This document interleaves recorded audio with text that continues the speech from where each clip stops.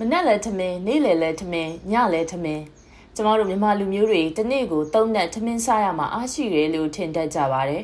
ဒါပေမဲ့သင်နေ့တိုင်းစားနေတဲ့ဒီထမင်းဖြူက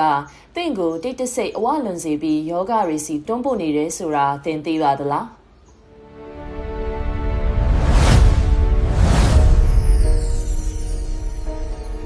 မင်္ဂလာပါပရိသတ်ကြီးဒီကနေ့ဗီဒီယိုလေးမှာတော့ကျမတို့နေ့စဉ်စားသုံးနေတဲ့ထမင်းကိုတစ်နေ့3ချိန်အပြည့်အဝစားတာကခန္ဓာကိုယ်အတွက်ဘာကြောင့်မကောင်းတာလဲဘယ်လိုအနေတွေရှိနေလဲဆိုတဲ့အကြောင်းရင်းတွေကိုရှင်းပြပေးသွားမှာပါအဆုံးထိကြည့်ရှုပေးဖို့ဖိတ်ခေါ်လိုက်ပါတယ်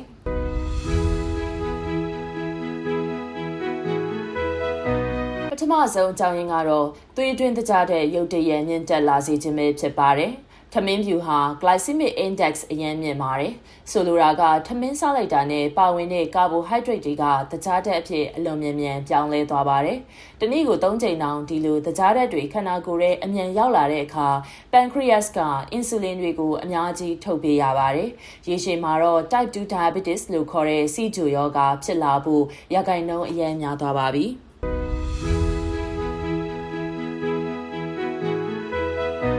ဒုတိယချက်ကတော့အဝလွန်ခြင်းနဲ့ဗိုက်ရွှဲခြင်းပါ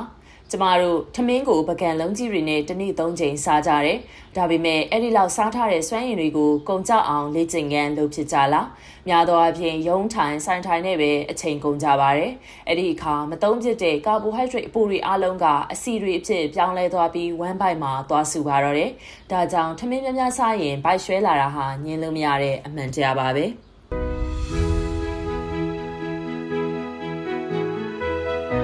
တတိယချက်ကတော့အာဟာရမညီမျှခြင်းပါဘိုင်ဝါဖို့အတွက်ထမင်းကိုပဲအဓိကထားစားလိုက်တဲ့အခါခန္ဓာကိုယ်အတွက်တကယ်လိုအပ်တဲ့ပရိုတင်းအသားဓာတ်ဗိုက်တာမင်နဲ့အမြင့်ဓာတ်တွေဝင်ရောက်မှုနည်းသွားပါတယ်ထမင်းကဗိုက်ပြည့်စေပေမဲ့အာဟာရပြည့်ဝစေတာမဟုတ်ပါဘူးနော်